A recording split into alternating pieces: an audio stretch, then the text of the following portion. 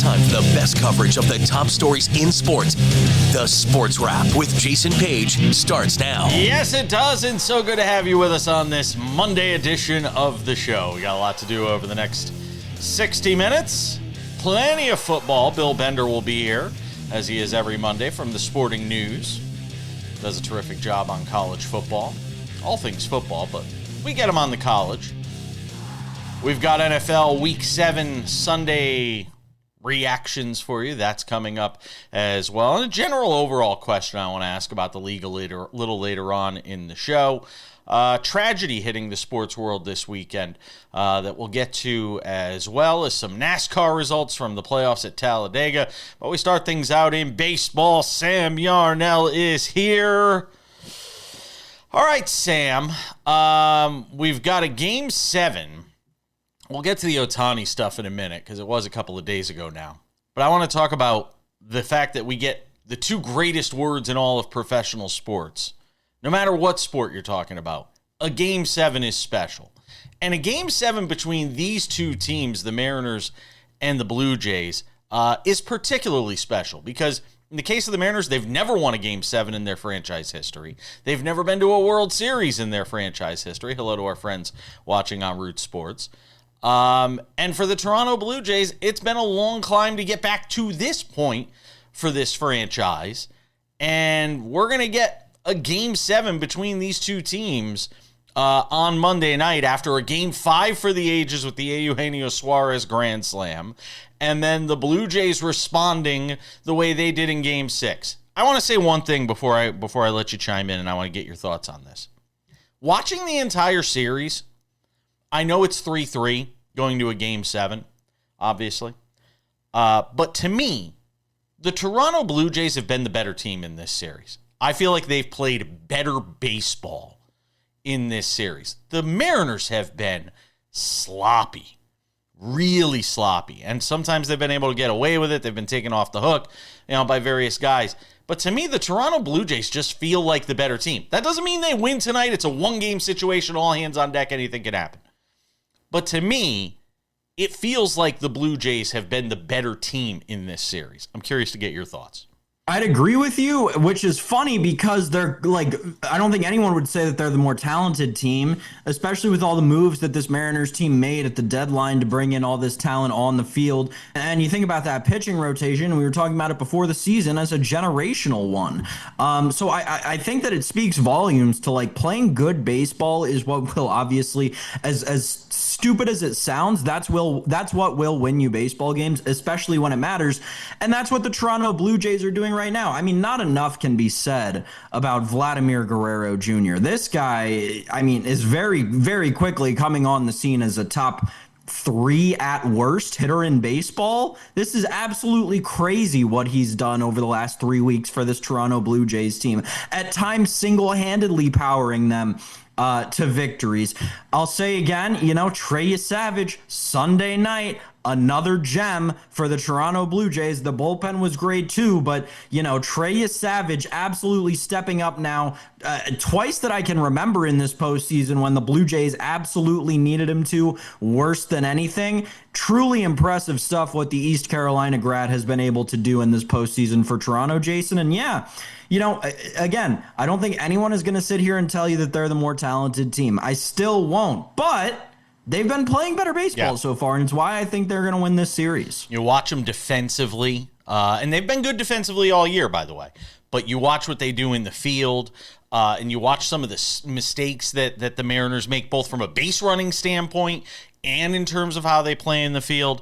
I've been very impressed with what the Blue Jays, and what we forget, and we have not discussed this at all throughout this whole season, they're doing it without arguably their best all-around player in Bo Bichette. Like, we forget that. And if they get him back, I mean, they could get him back conceivably for the World Series. If they win this game, that would be pretty remarkable unto itself. Here's the thing I'm curious about tonight. I just want to get your thought on this. There could be a propensity, a tendency is the word I'm looking for. There could be a tendency to overmanage in a spot like this tonight, and that's what I'm going to be watching. You have Kirby. It's supposed to be, I guess, Kirby versus Bieber in Game 7. And here's the thing. if either of those guys, one of them, both of them struggle, and it becomes a bullpen game, which button you push, which wire you cut, so to speak. Cut the red wire, you cut the blue wire. Which one's going to blow up? It could potentially blow up horrifically for either of these coaches, Sam Yarnell, either of these managers. Here's the thing, and here's the reason John Schneider has the advantage in that. He can push the Max Scherzer button, which he should do at any point, as somebody who has seen Max Scherzer pitch both in this postseason and in Game 7 historically. Does that give work the ball twice? to Max Scherzer. I don't know. See, and it's so funny because if you remember last Thursday, I was the guy that said I thought Max Scherzer was going to pitch well. I said that last Thursday on the show, and David Arthur was like, and he texted me the other night saying, oh my God, I was so wrong. I'm going to tell you something. That worked once. Are you going to get that same thing from him coming out of the bull? I don't know. I'm just saying, man. It's going to be so much fun to watch these managers match up and make decisions. And nobody's watching baseball for the managers, but we are watching for some of these matchups, and I can't wait to see them. All right, real quick. Ohtani. Because we could honestly spend an entire segment on this. And we're going to have plenty of time to talk about Ohtani leading into the, what we're going to be going into here with the World Series. But what he did the other night, it goes without saying here, just how special what he brought to baseball was the other night with the 3 home runs, the 6+ innings, the 10 strikeouts. One of the greatest single game performances we've seen by anybody in any spot. I know you love to wax poetic about him, so I'll give you 60 seconds to do it here. You ready to laugh? Sure. Yes, it was great. Yes, it was once in a generation that you'll see that. Shohei Ohtani is the greatest baseball player in baseball today, and it's not particularly close. However, everybody talking about how that was the greatest single game in playoff history, I'm sorry, you're wrong. And me being the Yankee hater I am, I can't believe that I have to do this. Don Larson threw a perfect game in Game 5 of the World Series in a series that was tied 2-2 against a batting order where 5 of the 9 hitters went to the Hall of Fame. I'm sorry, this isn't as impressive. It's the best thing we've seen in 70 years, but it's not better than Don Larson's perfect game. Don Larson wasn't getting up to the plate 3 times hitting home runs either, though. I know, Sam. I get it. But different time in baseball. We're out of time. We're coming back.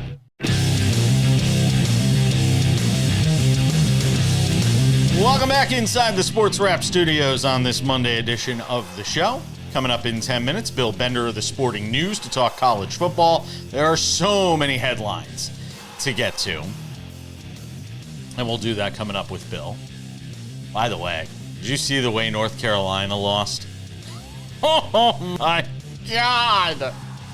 It is the train wreck of train wrecks right now for that school. Whew. Well, let's do some NFL. They covered. Yeah, hey, there you go. Hey, so did the Giants, which I said last Friday on the show. By the way, 2-2 for me and Paige versus the Prince. I think you went 1-3? 3-1, baby. That Lunder just keeps paying out. Is that what you did? You did 3-1. I'm just perpetually 2-2. We're just every week we're just gonna lock me in for 2-2. I do. You, there is some truth in what you're saying. I think I deserve 2 losses for being on the Jaguars. However, the Lunder really bailed me out there. Let's talk about a couple of games I want to focus on. And for those wondering, oh my God, there's so many games. How are they? We get to the bulk of them on Tuesday in weekend leftovers because there's just so much going on right now. But I want to get to 2 games in particular. Starting with the Giants, who I said take the 7.5, and if you tailed me on that, you were successful. The Giants are up 19-0 in this game, basically going to the fourth quarter. And then, inexplicably, the Broncos offense, which looked lifeless all day, puts up 33 on this Giants defense. You have Jackson Dart throwing an interception that sort of lets the Broncos back in this game late stages of the fourth quarter. And then the Giants, score a touchdown to actually take the lead on one of the weirdest drives, aided by terrible officiating, which is another topic all unto itself, and we could all lose our minds about that. And the Giants leave too much time on the clock, basically for the Broncos to go down the field and get a field goal because the Giants miss an extra point.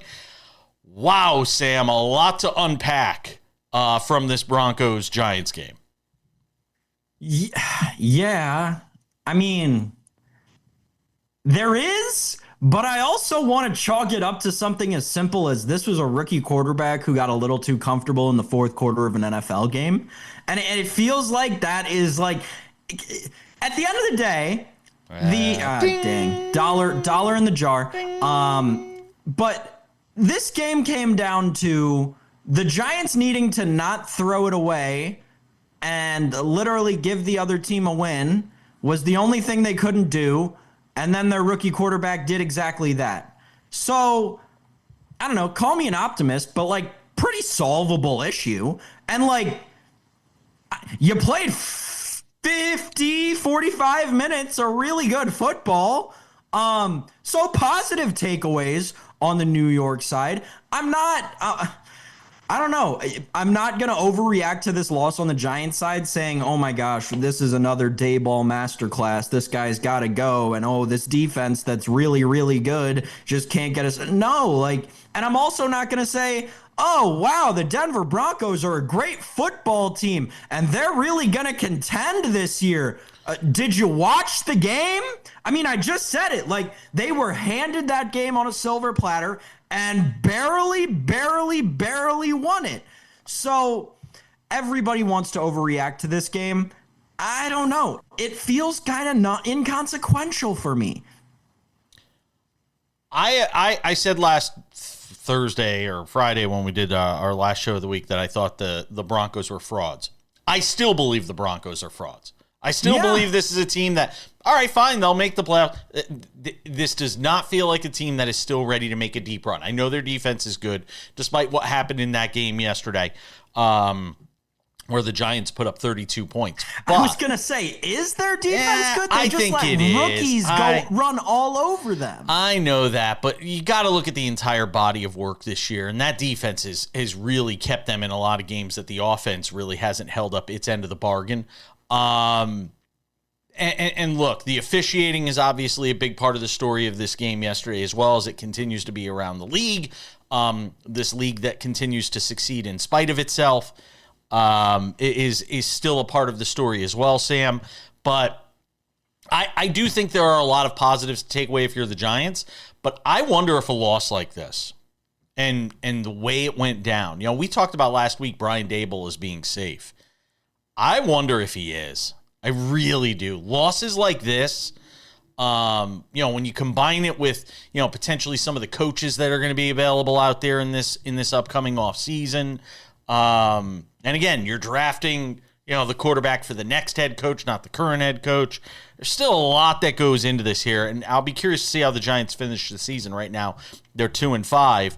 I mean, the Giants could very easily be 4-3 right now. Loss against the Saints is a horrendous loss. This loss is a horrendous loss. You flip those two around, you're basically a 4-3 football team right now. And not just, potentially a playoff team. You're still in it for the division. Yeah, I think Daboll's safe, though, just because kind of the inverse of what you said. I think Mara has heard all of you can't go draft a quarterback and then switch coaches on him. It ruins the quarterback. And I mean, he saw it practically happen with Daniel Jones. So I don't know. I think Daboll's safe. I think that Giants win over the Eagles went a really, really, really long way in terms of that guy's job security. I'd be very, very shocked if they fired him right now. Real quick in the final minute 45, because we spent a lot on that game. Obviously, what took place yesterday, the injury to Jaden Daniels, is something we're going to be watching. It doesn't look that serious right now, but we'll know more as we go through practice throughout the week. But hey, maybe Jerry Jones was onto something. Maybe the Cowboys are still in it, Sam. Man, that offense could score points, though. That offense could score points, though, man. No, I know. I get it. This. Listen, I mean, they're still very much in it as we finish week 7. And this goes into the argument, Sam, that I'm going to make in segment 5 about why the Cowboys are still in it. But boy, some regression here for the Commanders, Sam, is also part of this story, I think. If the Cowboys are still in it, then record-wise, the Minnesota Vikings and the Atlanta Falcons are still in it. Yes, and that's what goes into what I'm going to talk about a little later on in the hour. And those are three teams that just over the course of a 17, 18-week season, I'm not going to buy all the way in on, because so many questions around each of those franchises. And the Dallas Cowboys, oh my goodness. I'll tell you what the Dallas Cowboys are. At a 500 record, they may be the first ever 500 record that is a complete and total fraud. All right, I'm gonna marinate in that for a little bit, because we got some more NFL coming up a little later on in the show, because I think there's a larger overall question to have about this season in the NFL. We'll get to that, but some college football with Bill Bender is next.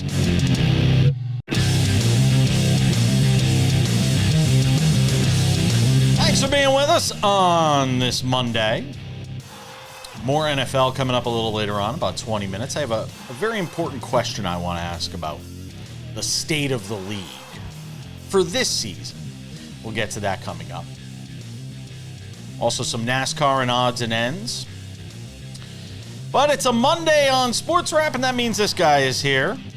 Bill Bender gets the 3-box treatment, the tri-box, today on the show as Sam joins in for the conversation on college football. Bill does a great job at the Sporting News and hangs out with us Mondays here on the show. So, Bill, it's funny. The last 2 years seem to sort of be spitting images of each other for Notre Dame, where they get off to a slow start and then have to figure out a way to win their way through the rest of the schedule just to get into the playoffs. Are they on the verge of doing that again?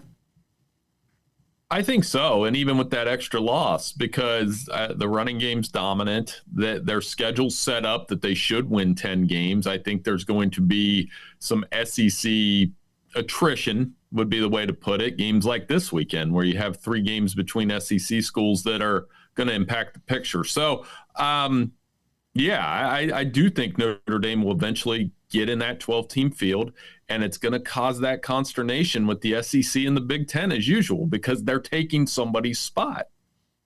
and it feels like it happens every year somehow with Notre Dame, and we almost can predict it. And you said it, even after they had the early losses, you were like, yeah, but if they win out, they can still get it. And it feels like it happens every year with them. Yeah, and I don't mind, though, like in this instance, because USC beats them, then it would have been easy to pile on Notre Dame and say, join a conference, your schedule's not tough enough.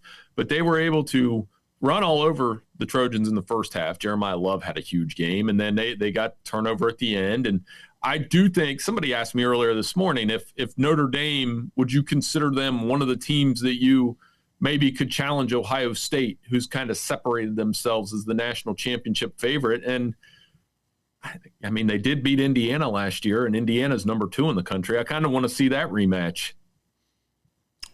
Sam? Bill, so I'm just trying to get this straight, because obviously all this Notre Dame talk has me wondering and reminiscing on past CFPs. Is there somebody in the Notre Dame athletics office that's still on the CFP selection committee? I remember that being a thing in years past, and it feels like this year with a 2-loss, potentially Notre Dame team bound for the college football playoff, that could play more of a role in all of the discussions that we see. I'm not sure I should know the answer to that, but so I apologize. But even if they don't, I don't get into that. I mean, Ward Manuel was on the committee, and he was Michigan's athletic director, and so I don't think it made any difference with the Big Ten influence, that kind of thing. I just think this argument about the conference part of it, because you could argue USC. They do not, by the way. I've confirmed.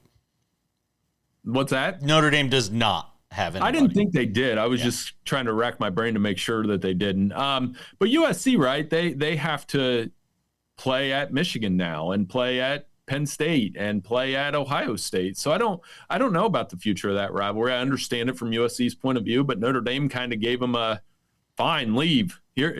We don't care. That was kind of the message I got from them Saturday. Texas wins wasn't anything pretty. But they get a win on the road in the SEC. Where are you right now on the Longhorns?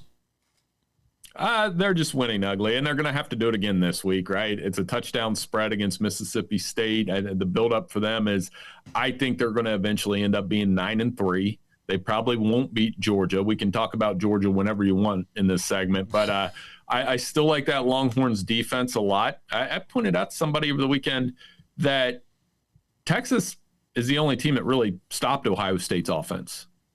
So I mean that's one thing they do have, but the offense is still stop and start around Arch Manning, and until that changes with that, I don't see it changing with the offensive line that they have in place. Sam, I suspect that Bill wants to talk about Georgia, and I suspect Bill wants to talk about Georgia and Ole Miss.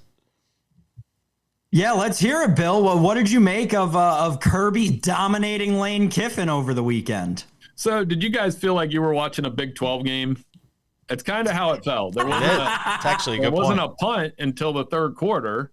This Georgia offense rolled up 510 yards. Georgia, like I've said it, I think I've said it on here a few times, that they are not the boa constrictor defense, Georgia, that they were in 21-22. And as a result, they're actually more fun to watch. They get up and down with this offense. Kirby's made some really good coaching decisions. That guy finds ways to win.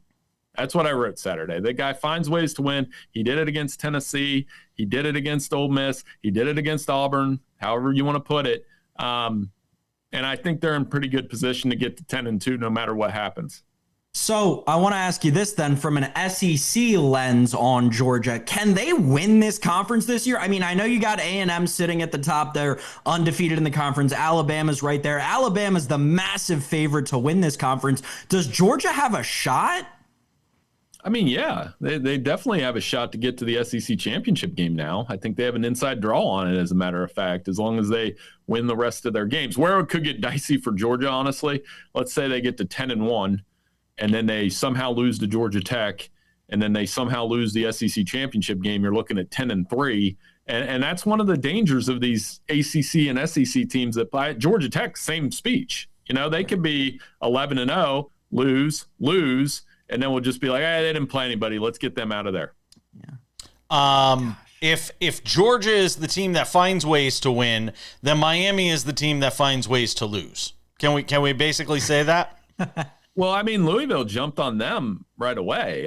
I said we got to a hotel in Indianapolis. My son had a lacrosse tournament over the weekend, and I flipped it on. And when it got to 14-0, I was like, I think Miami's done. I didn't have any faith that they were going to win that game at that point. So Carson Beck, obviously, nightmare game. Oh, interceptions. Nightmare post game too. Yes. And I think that was the mulligan, though. That's the benefit of it being in this 12-team era, that they get one of those. Now the question is, and they play SMU and they play, these other ACC schools down the stretch, will they have another moment like that? Because that could cost them ultimately even an ACC championship appearance, knowing that Virginia and Louisville are in the mix. Hanging out with Bill Bender, who does a great job on all things college football from the Sporting News. We went through the good and bad from college football, and there is some ugly to get to. Anybody see how North Carolina lost this weekend? We got to talk about that. Bill Bender's going to hang out with us for one more segment on this Monday edition of Sports Wrap, where we're talking college football. Don't go anywhere.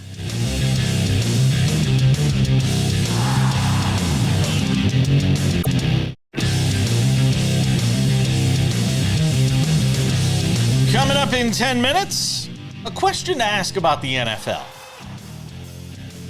I'll just leave it right there. Big overarching sort of theme around the NFL that I want to get to.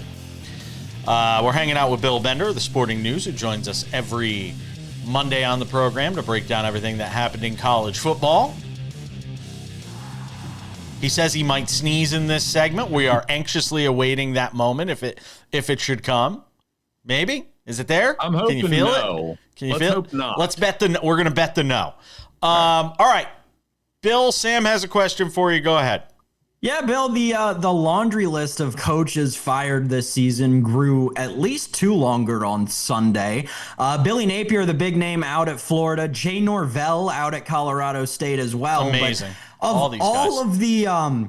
Of all of the openings, of all the coaches we've seen fired, of all the schools who will be looking for new head football coaches this offseason, which school do you think has the best argument to be made that their coaching position is the best right now? Well, Sam, I'm glad you asked, because at Sporting News, I did that assignment last night. I ranked just the Power 4 schools. I ranked them 1 through 7 based on, including Stanford. And it really comes down to a question, and I'm going to ask you guys right back. Penn State and Florida, which one's the better job? Florida, over the years, you have access to better recruiting classes. They've had an average of the top 10 class the last 5 years. But Penn State's produced more NFL players, has had a far better winning record. And I think, as they showed, if Penn State can just be the third wheel in the Big Ten, which they weren't this year. That's why I would take that job, right? Yes. Because Florida, by the way, guys, Florida has pressed reset too much. They're like the kid that plays the video game and just presses reset after it doesn't go their way. They haven't kept a coach for more than 4 years since Urban Meyer left. And to me, it's Penn State. Yep. The gauntlet of the SEC versus what you got to go through, in the Big 12 and Big 10. No, to me, it's also Penn State. I would agree with you on that. Sam, you got a thought? Give me Virginia Tech. I like the Virginia. Give me the Virginia Tech opening. No, I'm obviously with you. Not UAB? I thought you were going to go UAB. All right. When you think about Penn State, too, and I'll just say this compared to Florida, Penn State owns the state of Pennsylvania in terms of football, at least. Florida's competing with what? At least 3 other schools for supremacy of football in Florida. Give me the Penn State job with that alumni base. I think you guys hit the nail right on the head with that. What did you think of what James Franklin said on game day this weekend in terms of his future and sort of being shell shocked a little bit by what took place at Penn State? And is there any way to read the tea leaves on? Does he land somewhere next year? Does he take a year off? Can he be that choosy and selective? How do you see that playing out? I think he's going to be a lot of people's first call, because I don't think we're done. He might be the first call, but does he take what's available, or does he wait to see what opens up after another year? Can he do that? I think he's going to coach again. I do. That's next year. You could, yeah, okay. I do, because he could sit on that buyout. Any one of us would do that. We talk and joke about that all the time, but these guys are coaches. They're competitors. And, if an Auburn comes up, or if Florida did come up, like if Florida calls him, he's taking that call. He's got to consider it. It would be really odd in some ways if James Franklin went from Penn State to Florida, these 2 jobs that we just talked about. I think he would fit at Auburn. I honestly think and I know we want to talk about this place, I think he would fit best at North Carolina.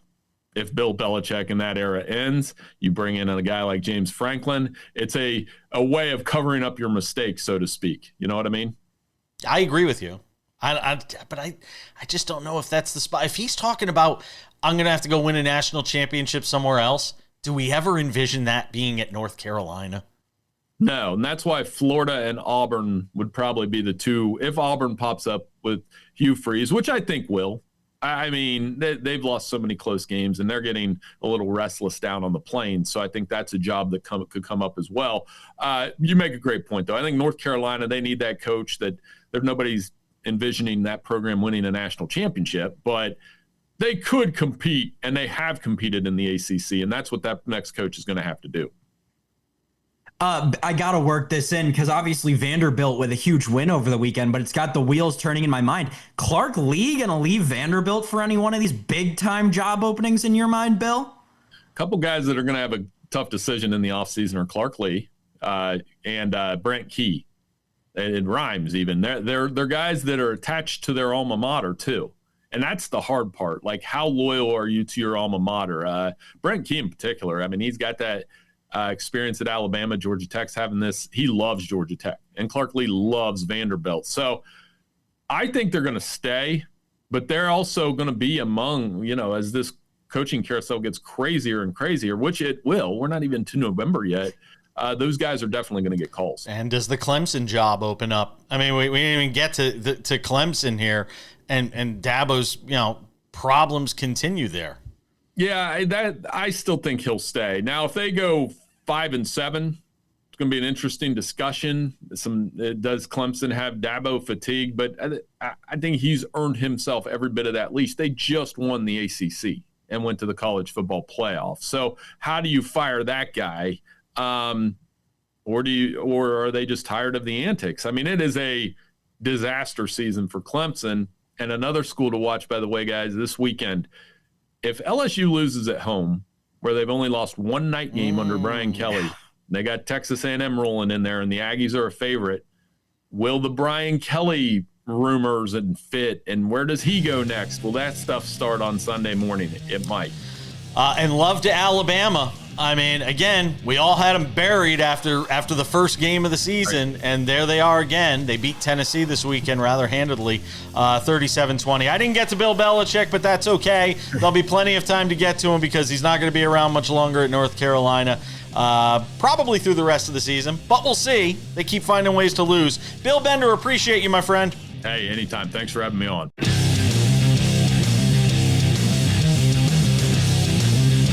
Let's take it to segment 5 coming up in 10 minutes. It's some odds and ends, some NASCAR, a couple of losses to the sports world as well over the weekend that I want to get to. But Sam Yarnell, one of the big questions I wanted to ask on the show today here in this segment, and it is this. Is the NFL right now a mid-league? Is it parity that we're seeing playing out, or is it just a mid-league? I'm honestly torn between the two. I'm the one asking the question, and I'm not even sure I know the answer. Normally, any good detective already knows the answer before they ask the question. I'm actually not sure. I can't figure out what I'm watching. Am I watching just a league that's sort of a bunch of mid-teams that all have their flaws, or is this just the product of parity and talent being dispersed so widely around the league in conjunction with the fact that you have terrible officiating, which we talked about earlier in the show? I'm curious to know from your perspective, mid-league or parity, which is it? It's the cycle of the NFL, Jason.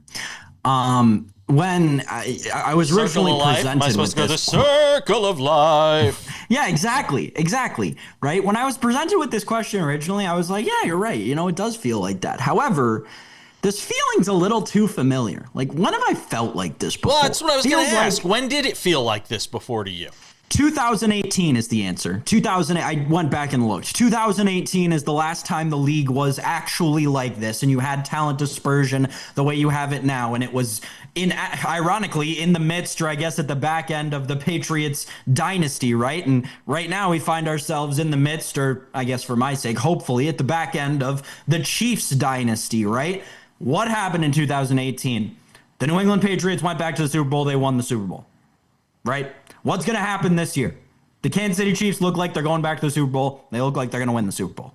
But I say that this year is like 2018, 7 years ago, because that was a year, albeit under a 16-game schedule, where the worst team in the league had a 4-12 record, and the best team in the league had a 12-4 record. I'm sorry, 13-3. There was one 13-3 team. But regardless, across the league, division winners were 12-4, 10-6, 11-5. That's ratio-wise about what you're looking at this year. 11, 12 wins, probably going to win you a division this year. 13 wins, you're probably going to be one of the two best teams in the NFL. Seed. Right. Yeah, you're probably going to be right, exactly. Yeah. You'll be one of the two best teams in the NFL. So, while I agree that there is something that feels different about this year than last year or even the year before in terms of the talent gap or maybe the dispersion, I think that, and maybe it's because of the way that contracts are structured, or maybe it's the way that we have the draft structured in the NFL, but you look at the period of time, go back and look at 2011 or 12, about every 6 or 7 years, you get this rollover of all of the teams kind of middle out for a season or two before you have the next few rise to the top. It's funny. I sit here and I ask this question of myself as I look throughout the league and watch all these games and results every week. And I have to tell you, I keep coming back to the teams that we started the season talking about: Buffalo, Kansas City. If you're talking about the NFC, the Eagles, who found a way, to get a win yesterday against the Vikings. As I continue to sort of run through all this, I still keep coming back to those teams. But my confidence level on any of these teams running the postseason gauntlet is as low as I could ever remember it being. And I think 2018 is a great parallel. I was looking at it as you were going on about, sort of that season and comparing it to that. That's actually a great comparison. Is probably 2018 would be the one to look at, because it's just funny. I look at some of the records of these teams: the Niners 5-2, the Rams 5-2, the Buccaneers 5-1, the Packers are 4-1-1. The Eagles at 5-2, the Broncos at 5-2. I could find arguments against all of these teams right now. I can make arguments against any one of these teams winning a Super Bowl. The one that I feel like right now I could find the least arguments against winning a Super Bowl is Kansas City, which is crazy. Really? Considering how the season started. They feel like the team I have, if I'm making a list and putting, you're supposed to make lists when you make big life decisions, and you're supposed to write, pros and cons to everything. The team I'm finding the least cons on, partly because of their resume, is Kansas City. Are you ready for this? Sure. You know what team it is for me? Who? The Indianapolis Colts. Oh, I've got one big con for them, though, and it's the quarterback. But here's the thing, and it's the inverse of the Chiefs, right? That quarterback might be the most replaceable in football with the team that they put around him and the running game. They have the offensive player of the year standing 7 yards behind him every play. Yeah. So it doesn't freaking matter when you've got the NFL's leader in total touchdowns that far behind you. This Colts team is so well-rounded, and I'm going to have to take a step above saying that they're the Kirkland version of last year's Eagles. They're better than that. They are. They might be last year's Eagles. This Colts team really works so well together, and I think the fact that they have a not amazing quarterback under center does nothing but help that. Whereas in Kansas City, if they lose Mahomes, season's over in the blink of an eye. Who even is their backup? Is it still Gardner Minshew? Maybe. Not even sure if Gardner Minshew knows who he's the backup of right now. Not even sure. He just knows he's cashing checks. By the way, there's no line on the Buccaneers and Lions. It's a little odd. FanDuel, nothing there. Wonder if that could have to do with the power outage and the whole thing going on, too. We're coming back with odds and ends next. All right, just about time to put the wraps on this baby for a Monday. Tomorrow on the show, Cameron Maben, former big league outfielder, World Series winner. Get some thoughts with him on Game 7. We got him on a perfect day. We'll be able to recap a Game 7 for the American League Pennant between the Mariners and Blue Jays. I have a prediction. We'll do that coming up here in just a couple of minutes to wrap up the show. But Sam, on this Monday edition of Sports Wrap, before we get to odds and ends, a couple of quick reminders. If you have not done so yet, make sure to subscribe to the Sports Wrap with Jason Page podcast. It's available on all your favorite podcasting platforms: Spotify, Apple Podcasts, YouTube Podcasts, iHeartRadio, TuneIn, Odyssey, Amazon, a whole bunch more. Go and subscribe today. It's available early afternoons. In addition, we also have the Sports Wrap with Jason Page YouTube channel, which if you have not checked it out yet, you don't know what you're missing. Full shows there, Monday through Friday. Oftentimes, you'll see it there before you can even see it on any TV station around the country. Make sure to go and subscribe to the Sports Wrap with Jason Page YouTube channel. Also, Sports Wrap Shorts. If you have not checked out Sports Wrap Shorts yet, anytime news breaks, no matter where I am. I was in Palm Springs, California this weekend for a bowling tournament. We still had Sports Wrap Shorts. I do them on the road. I do them in planes, trains, you name it. Sports Wrap Shorts, when news breaks, we've got it for you on the Sports Wrap with Jason Page YouTube channel. And without any further delay, ladies and gentlemen, time for some odds and ends. Odds and ends, Sam Yarnell. Chase Briscoe, your winner in NASCAR's playoffs. There is just one playoff race remaining before the championship in Phoenix. Chase Briscoe outdueling Michael McDowell, not to be confused with Michael McDonald. Bless him, baby. But a win for Chase Briscoe. He punches his ticket for the championship in Phoenix. We are normally joined on Mondays by our friends who cover NASCAR. We had to pass on that today because there's just so much going on right now, obviously, with the baseball and the NFL and the college football. We will resume that next week. But Chase Briscoe, your winner, and joins Denny Hamlin in the championship round as well. And again, next week, Martinsville, and then the following week, the championship race is in Phoenix. Odds and ends, Sam Yarnell.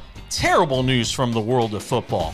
Doug Martin, who was one of, again, these guys, especially at the running back position, unless you're talking about like Derrick Henry or Frank Gore, who played for 1,000 years. He might even still be on a team, and I don't know it. Doug Martin was a hell of a running back in the NFL.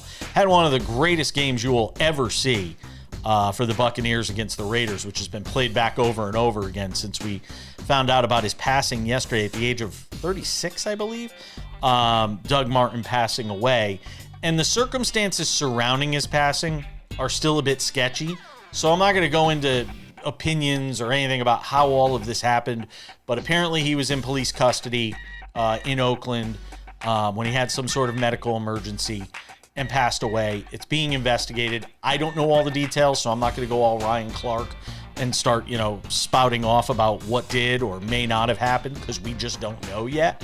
But what we do know is somebody who was a star in this league and a lot of you watched at home and rooted for on Sundays and watched even in the collegiate ranks at Boise State has passed away at all too young age of 36, Sam. The muscle hamster, yeah, and Doug Martin was a lot of fun to watch back in the day. It is really sad, the whole thing that happened. You mentioned Frank Gore, and whether or not he's still playing You ready to feel old, Jason Page? Sure. Frank Gore's son is currently on an NFL practice squad. Mm-hmm. And he's done more than play on practice squad. I know he's played in some games in the league, if I'm not mistaken, as well. Yeah. I mean, legendary running back family, the Gores. Yeah. But rest in peace, obviously, Doug Martin. Jesus Montero, who is a Yankee catching prospect, passing away as well at the age of 35, I believe, from a motorcycle accident.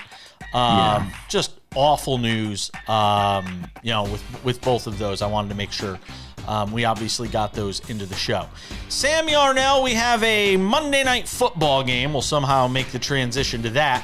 Monday Night Football, we got two games tonight, right? Is another one of these, for the price which of I one. hate. Everybody knows I'm a huge fan of the doubleheader in the NFL that we have to deal with. Tampa Bay and Detroit, and then Houston and the Seahawks. Do you have any picks for me? I'd lean over in Tampa Bay, Detroit, because it's fast track inside there in Detroit. What's the number? But what's the number? 6.5, 52.5 is the total. Lean over, high total, but nice little challenge on a Monday night. Texans Seahawks feels like an under. I mean, that Texans defense against that Seahawks offense, and then vice versa. Yeah, that feels like an under. So hopefully AWS gets their crap. Lions. Yeah, all right. Go ahead. Finish. No. Over in Buccaneers, Lions, under in Texas Seahawks. That's how I'd lean, but not really passionate about either one of them. No, all I'm passionate about is seeing if AWS gets its crap together. I know there's this outage that's knocked out web services for everything around the world. How are you gonna get the show up? Oh my gosh. Maybe you're seeing this show, or maybe you're watching a best of. I don't know. Maybe you'll only see it on YouTube. I have no idea. I don't know what's going to happen when we go to put the show up today. Going to wrap it up for us. Thanks to Bill Bender. Thanks to you, Sam Yarnell. We're back here tomorrow, hopefully, if the world hasn't all collapsed by then. Cameron Maben will be with us. Maybe. Bye.